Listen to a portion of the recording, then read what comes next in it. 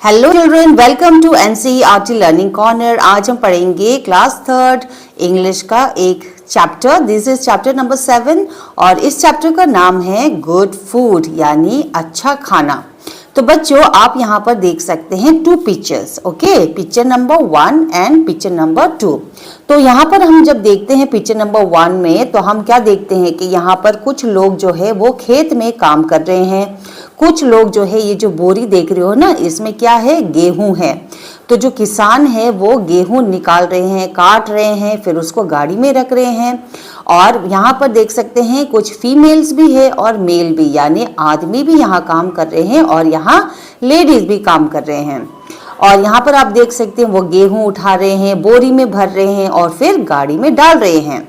Second picture में हम देखें तो यहाँ पर देखते हैं कि जो ये गेहूं है, जो पिक्चर 1 में आप देख सकते हो ये वाला, ये वो ले जाते हैं।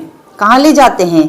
वहाँ जहाँ पर गेहूं को पिसवाया जाता है ना। आपके घर में भी जब मम्मी गेहूं लेके आती है तो फिर वो कहाँ जाती है? गेहूं पिसाने के लिए मिल में ले जाती है और वहाँ गेहूं को पीस के आटे की तरह वो बन जाता है और तभी हम उसको खा पाते हैं, है ना।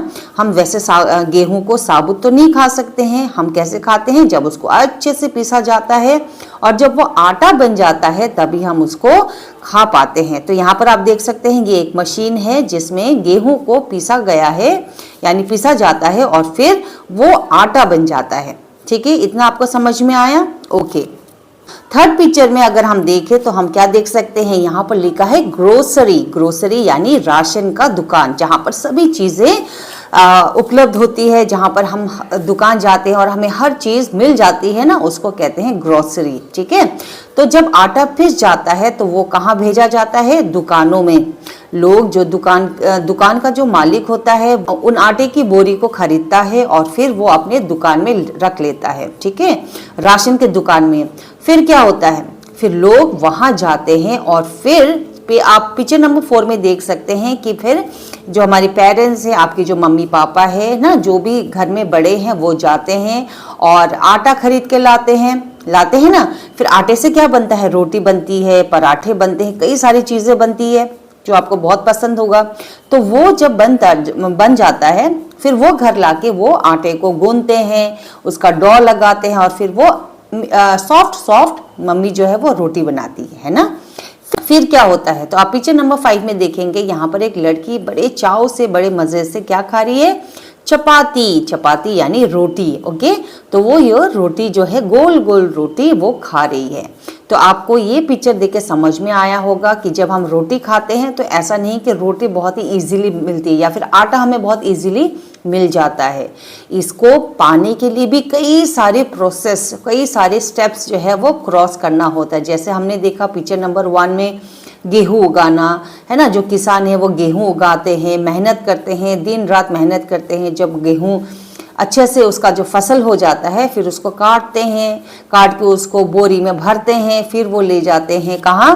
गेहूं पिसाने की जगह में वो ले जाते हैं, फिर उसको अच्छे से पीसा जाता है। फिर पीसने के बाद आटा जो है वो स्टोर में चले जाता है, ग्रोसरी स्टोर में चले जाता है, जहाँ से हम उसको खरीद के घर लाते हैं और घर लाके हम गर्मा गर्म रोटी बनाते हैं। तो कितना मेहनत है ना इसके पीछे।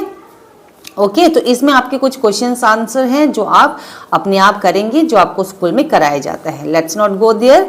अब हम करते हैं, यहाँ पर लिखा है अ पोएम, जो नाम है द बिग लड्डू, यानी एक बहुत बड़ा सा लड्डू। आप इस लड्डू को देख सकते हो ना, ये कितना बड़ा है, सो बिग, है ना। और इसके आसपास आप क्या देखोगे? यहाँ सो मेनी फिशेस है ना, यहाँ कई सारे मछलियां भी है।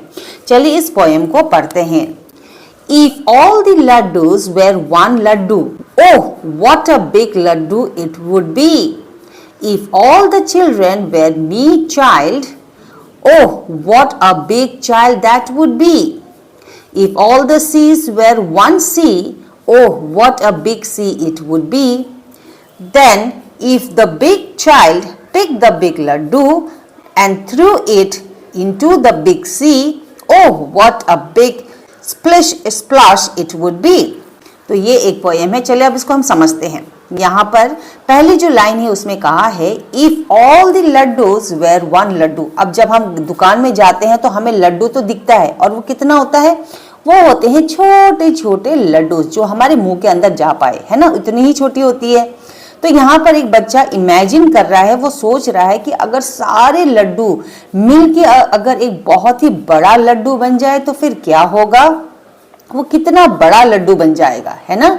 सेकेंड लाइन में कहा गया है if all the children were one child, यानी दुनिया भर में जितने भी बच्चे हैं अगर वो सब मिलके अगर एक ही बच्चा बन जाए, ओह what a big child that would be, तो वो कितना बड़ा बच्चा हो सकेगा, कितना बड़ा बच्चा होगा। आप इमेजिन करो कि अगर आप सारी दुनिया के जो बच्चे हैं उनको एक ही उसमें रख दो और कितना दुनिया, मतलब बहुत ही आसमान से भी बड़ा एक बच्चा बन जाएगा ना। तो ये छोटा एक बच्चा है, वो इमेजिन कर रहा है, वो सोच रहा है। नेक्स्ट है इफ ऑल द सीज, यानी समुंदर, if all the seas were one sea, अगर दुनिया के सारे समुंदर एक समुंदर बन जाए तो क्या होगा, वो बहुत विशाल समुंदर बन जाएगा। Then if the big child pick the big laddoo, और फिर जब वो बड़ा बच्चा जो हमने इमेजिन किया था कि कई सारे मिलके अगर हम एक बच्चा बना देते हैं, वो बच्चा अगर उस लड्डू को, जिसको हमने ये सोचा था कि अगर कई सारे लड्डू को हम एक साथ मिला दें और बड़ा विशाल लड्डू बन जाए, तो क्या होगा अगर वो बच्चा उस बड़े लड्डू को उठाकर कहाँ फेंके, and throw it into the big sea, और उसको एक बड़ा समुंदर, जिसको हमने क्या बनाया था कि सारे समुंदर को मिला के एक समुंदर बनाए, और फिर तो यहाँ पर कहा गया कि अगर वो बच्चा उस लड्डू को उठा के अगर उस बड़े समुंदर में फेंक दे तो फिर क्या होगा, oh what a big splish splash it would be, तो जैसे ही वो फेंकेगा क्या होगा, बहुत बड़ा एक पानी का जो जैसे कहते हैं ना स्प्लिश स्प्लैश होना, मतलब एक जोर से झटका हो जाना, यानी पानी इधर उधर हो जाना, वेव्स आना, है ना, उसमें एक बहुत बड़ा करवट आना। तो यहाँ पर वही मतलब है कि अगर हम पानी में इतना बड़ा लड्डू डालेंगे तो क्या होगा, चारों ओर पानी ही पानी बिखर जाएगा। तो यहाँ पर ये जो बच्चा है वो इमेजिन कर रहा है और सोच रहा है कि अगर ऐसा हो तो क्या हो। तो आप इस पिक्चर में भी देख सकते हैं, यहाँ पर ये जो बॉय है ये इन छोटे छोटे बच्चों से हाइट में कितना बड़ा है ना, और उसके सामने ये जो समुंदर है वो कितना छोटा दिख रहा है, क्योंकि वो बहुत ही अब बड़ा है। ठीक है, तो बच्चे हमने यहाँ पर न्यू वर्ड्स में क्या सीखा, हमने सीखा स्प्लिश स्प्लैश। स्प्लिश स्प्लैश मतलब पानी के जो छींटे गिर जाते हैं ना, जब हम कोई चीज फेंकते हैं, जो पानी का जो छींटा है जो हमारे मुंह में आसपास गिरता है, उसी को स्प्लिश और स्प्लैश कहते हैं। समझ में आया? ओके। क्वेश्चन नंबर 4 में name a few things that are round in shape. Okay, जो हमें कुछ चीजों का नाम लेना है जिसका जो शेप है वो राउंड हो। Can you eat all of them, यानी क्या हर कोई चीज जो गोल हो क्या आप उसको खा सकते हो। Write them in the correct column. तो यहाँ पर आपको 2 कॉलम दिया गया है। इसमें क्या करना है, आपको पहले तो देखना है कि कौन सी चीजें हैं वो गोल गोल होता है शेप में, और फिर आपको वो चीज यहाँ पर लिखना है, इस कॉलम में लिखना है जो चीज आप गोल हो, जो चीज आप खा सकते हो, यानी वो शेप में गोल भी हो और उसको आप खा भी सकते हो। और यहाँ पर लिखना है जो चीजें आप नहीं खा सकते हो। ठीक है, तो पहले हम देखते हैं ये वाला जिसमें आप खा सकते हो। तो नंबर 1 में हम यहाँ लिख सकते हैं बहुत सारी चीजें जो राउंड भी होता है और उसको हम खा भी सकते हैं, जैसे कि Apple, orange, watermelon, tomato, pizza, cheese ball, है ना, चपाती भी आप खा सकते हो। बहुत सारी ऐसी चीजें जो है वो गोल होता है और हम खा सकते हैं। अब ऐसी बहुत सारी चीजें भी होती है जिसको हम शेप उसका जो है वो गोल होता है बट हम उसको नहीं खा सकते, जैसे कि बॉल, क्लॉक, रिंग, है ना, प्लेट, थाली का प्लेट थोड़ी खा सकते हैं, और शर्ट का बटन नहीं खा सकते हैं, कॉइन नहीं खा सकते, कॉइन यानी सिक्का, और जैसे कि सीडी का जो प्लेयर होता है ना, सीडी, उसको भी हम नहीं खा सकते हैं। बहुत सारी इसके अलावा भी बहुत सारी ऐसी चीज़ें, बैंगल्स जो चूड़ी होती है, मम्मी का जो चूड़ी होता है वो भी हम नहीं खा सकते हैं। तो आप ये सारी चीज़ें यहाँ पर लिख सकते हैं। ओके, अब हम बढ़ते हैं यहाँ पर एक स्टोरी पे। ठीक है, हम यहाँ पर स्टोरी में देख सकते हैं कि यहाँ पर 2 बच्चे हैं, एक है बॉय और 1 है गर्ल, है ना, 1 बॉय एंड 1 गर्ल। चलिए इस स्टोरी को पढ़ते हैं। Jeetu and Meena are friends, यानी ये जो बॉय है जो ग्रीन शर्ट में है इसका नाम है जीतू और ये है मीना। ये दोनों कौन है, ये दोनों दोस्त है। Meena can not see properly, जो मीना है जिसने चश्मा पहन रखा है उसको अच्छे से दिखाई नहीं देता। Okay, it was her birthday, और उस दिन उसका जन्मदिन होता है। Jeetu gifted her a box of mix sweets. जो जीतू है उसका दोस्त उसको क्या गिफ्ट करता है? एक बॉक्स जिसमें बहुत सारे मिक्स स्वीट्स यानी मिठाई, अलग अलग किस्म के मिठाई उसमें भरा पड़ा था, तो वो उसको गिफ्ट देता है।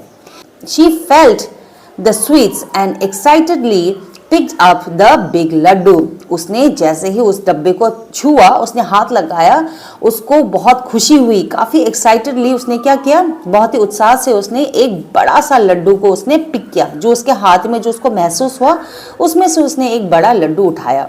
शी सेड, और कहने लगी, आई लव लड्डूस, मुझे लड्डूस बहुत पसंद है। Jeetu was surprised and asked her, ऐसे देख के जीतू काफी सरप्राइज हो गया और फिर उसने पूछा, how did you know it was a laddoo? वो पूछता है कि अरे इसको तो दिखाई नहीं देता है, फिर इसको कैसे पता चला कि ये लड्डू है? और पूछता है कि भाई तुम्हें कैसे पता चला कि ये जो मिठाई तुमने उठाई है वो लड्डू ही है? ओके, इसके बाद यहाँ पर लिखा एक छोटी सी स्टोरी के बेस्ड में ही आपको यहाँ पर कुछ क्वेश्चंस पूछे हैं, जैसे कि लड्डूज आर स्वीट्स, लड्डूज तो मीठे होते हैं। Commonly eaten in every house, हर घर में ये अमूमन खाया जाता है ना।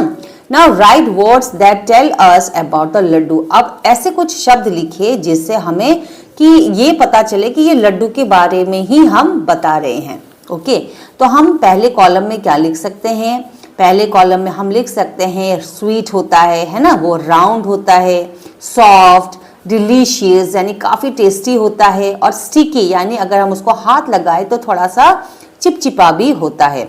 वैसे ही अगले कॉलम में हम यहाँ पर लिख सकते हैं थोड़ा नटी होता है, यानी उसमें कई सारे मूंगफली दाने है ना, वो हमें खाने को महसूस कर सकते हैं। फिर वो सॉफ्ट होता है, काफ़ी नरम होता है, उसको हम फ्राई करते हैं, फ्राइड है ना, उसको घी में फ्राई करके भी बनाते हैं, उसको घी और बेसन या फिर कोई भी चीज़ को पहले घी में भूनते हैं। फिर वो क्या होता है, जैसे हम लड्डू बनाते हैं घर में तो वो पूजा पाठ या कोई ओकेशन में हम बनाते हैं, तो ये जो लड्डू है वो काफ़ी ट्रेडिशनल स्वीट है, तो आप यहाँ लिख सकते हैं ट्रेडिशनल। और फिर अगला लिख सकते हैं कि वो बहुत ही रिच यानी बहुत ही अच्छी मिठाई होती है, मतलब उसकी क्वालिटी बहुत ही अच्छी होती है। तो आप इस कॉलम को यहाँ पर ऐसे भर सकते हैं। ओके चिल्ड्रन, यहाँ पर आपसे पूछा गया है एक क्वेश्चन जिसमें लिखा है frame a few sentence using the words given words, यानी इन जो दिए हुए वर्ड्स है ना आपको सेंटेंस बनाने हैं। तो हम बहुत इजी सेंटेंस बना सकते हैं, एक दो मैं आपको बताऊंगी, बाकी आप अपने हिसाब से आप बना सकते हैं। जैसे प्ले यानी खेलना, तो आप क्या लिख सकते हो, I like to play with dolls, यानी मुझे डॉल्स के साथ खेलना पसंद है। वैसे ही प्लम क्या होता है, प्लम एक फ्रूट होता है ना, फ्रूट जिसको हम खाते, लाल लाल रंग का होता है, तो आप लिख सकते हैं I made a delicious pie using fresh plum from the garden, the plum is red in colour. वैसे ही आप क्लाउड के लिए लिख सकते हो the sky are filled with butterflies, कुछ भी आप लिख सकते हो, जो आपका मन हो आप इस सेंटेंस को बना सकते हो। वैसे ही नेक्स्ट है मैच द कॉलम, यानी मैच द फॉलोइंग, हमें इसको मैच करना है, शब्दों को जोड़ना है। तो फटाफट से करते हैं। जैसे कि यहाँ पर लिखा है कॉक यानी मुर्गा, तो कॉक का जो मुर्गा है उसको हम हैन के साथ, मुर्गी के साथ लगाएंगे। लायनेस, तो यहाँ पर जो है सारे शब्द जो है वो मेल के हैं यानी लड़के के, और ये है फीमेल, तो हमें मैच करना है मेल को यानी लड़के को लड़की से, फीमेल को। तो पीकॉक का होता है पीहन, पीकॉक पीहन, ठीक है। मेयर हॉर्स, उसके बाद बुल होता है काउ, और ड्रैक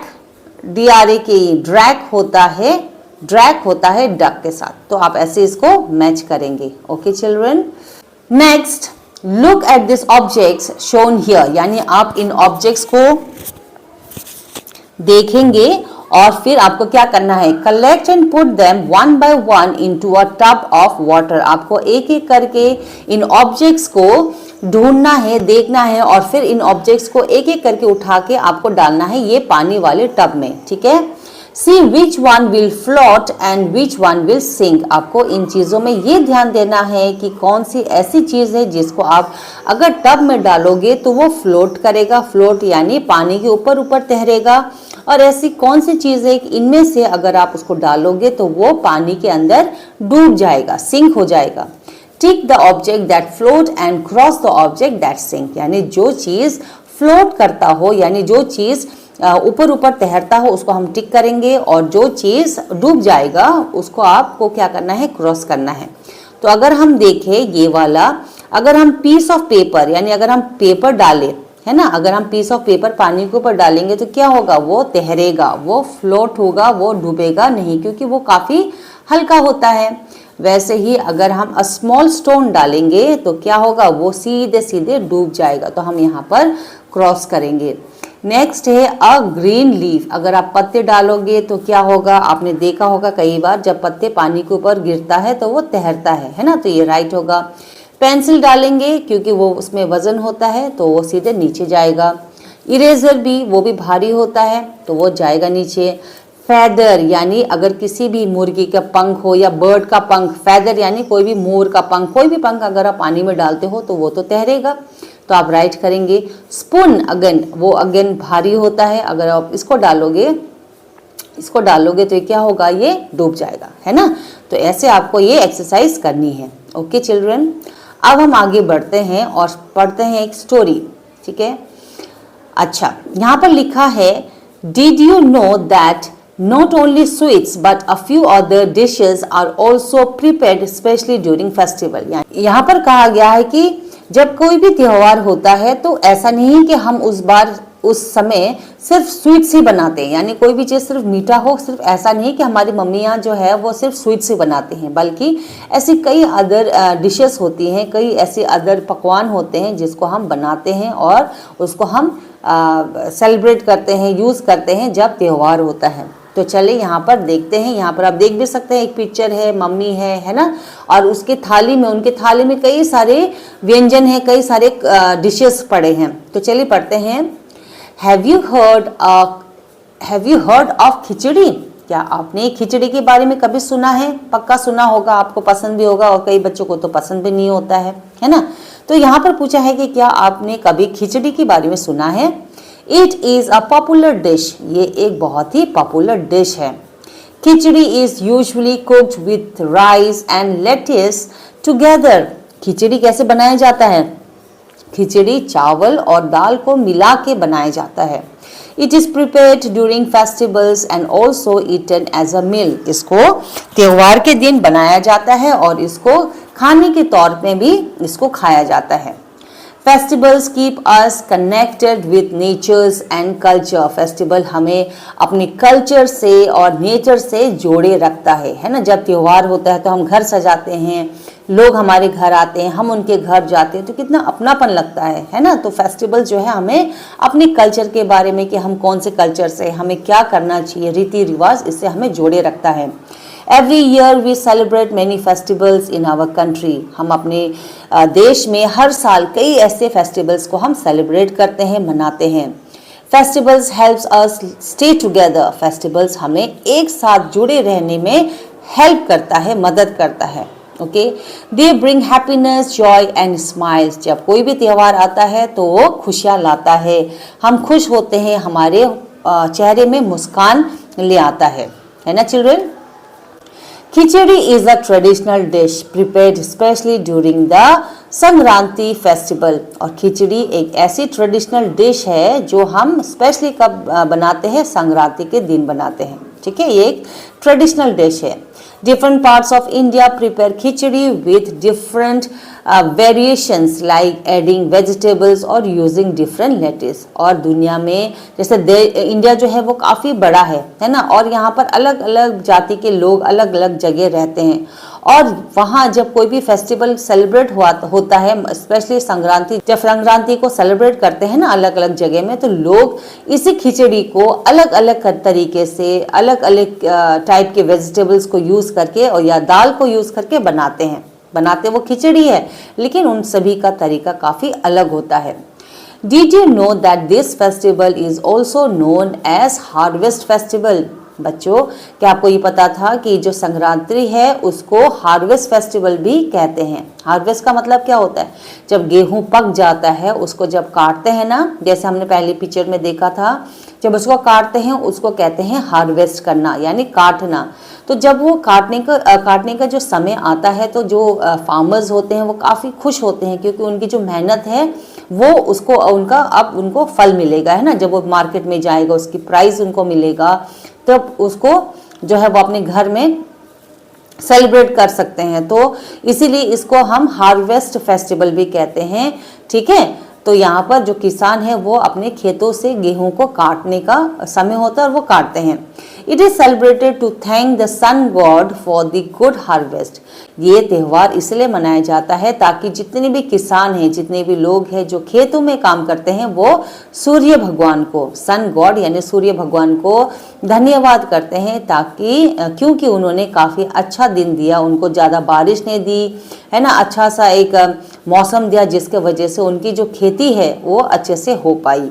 it is also known by different names like, और ये जो फेस्टिवल इसको अलग अलग जगह में अलग अलग नामों से भी जाना जाता है, जैसे कि संक्रांति हो गया, साउथ में इसको पोंगल कहते हैं, पंजाब में लोहड़ी कहते हैं, आसाम में बिहू बोलते हैं, है ना, फिर मांगी संक्रांत, मकरा संक्रांति, संक्रांत एंड मघा साजी अक्रॉस द कंट्री। तो आप देख सकते हैं एक ही फेस्टिवल को अलग अलग जगह अलग अलग नामों से जाना जाता है और वहाँ के लोग उसको सेलिब्रेट करते हैं। Flying kites during this festival is also very popular, और इस समय आपने देखा होगा आसमान में कई सारे बच्चे लोग जो है वो क्या उड़ाते हैं? पतंग उड़ाते हैं, क्योंकि कहा जाता है कि ये फेस्टिवल में लोग जो है वो पतंग उड़ा के भी अपनी जो खुशी है वो जाहिर करते हैं और सेलिब्रेट करते हैं। ओके चिल्ड्रन, सो चिल्ड्रन, जैसे मैंने आपको ऊपर अभी नाम बताया था, खिचड़ी को जो है वो अलग अलग जगह अलग अलग नामों से बोला जाता है, पुकारा जाता है। जैसे कि आप देखिए गुजराती में खिचड़ी ही कहते हैं, है ना, गुजरात में। बिहार में खिचड़ी, बिहार। बाजरा खिचड़ी राजस्थान में बनाया जाता है। खिचूरी वेस्ट बंगाल में। बीसी बेले भात कर्नाटका में। मूंग खिचड़ी कश्मीर में। तो यहाँ पर आप देखिए इसी खिचड़ी को अलग अलग जगह अलग अलग नामों से बोला जाता है और इसको सेलिब्रेट किया जाता है। सो चिल्ड्रन, ये था आपका चैप्टर नंबर 7 गुड फूड। हमने इस चैप्टर को अच्छे से पढ़ा, समझा, है ना। आई होप मैंने आपको अच्छे से समझाया होगा। अगर आपको वीडियो पसंद आया है तो प्लीज़ एक लाइक ज़रूर करना, कमेंट करके ज़रूर बताना कि आपको वीडियो कैसा लगा, और ये भी बताना कि आपके वहाँ खिचड़ी को क्या कहा जाता है और या संक्रांति फेस्टिवल को क्या कहा जाता है। ये ज़रूर लिख के बताना, और ऐसे ही और भी वीडियोज़ देखने के लिए NCERT लर्निंग कॉर्नर को ज़रूर सब्सक्राइब कर देना। Thank you so much for watching. Happy learning.